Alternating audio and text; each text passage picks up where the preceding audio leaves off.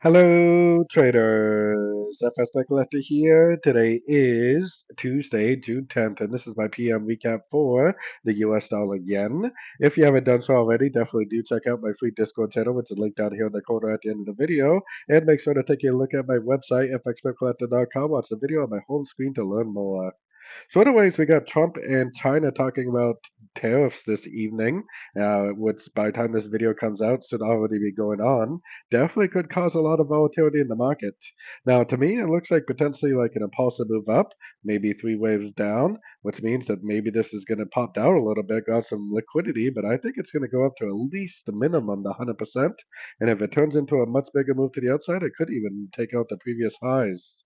It could possibly be an A, a B, and a C. This is the 4 hour time frame, by the way. Or maybe it could even stretch out into a 1, 2, 3, and the higher time frame could see a much bigger turn to the upside.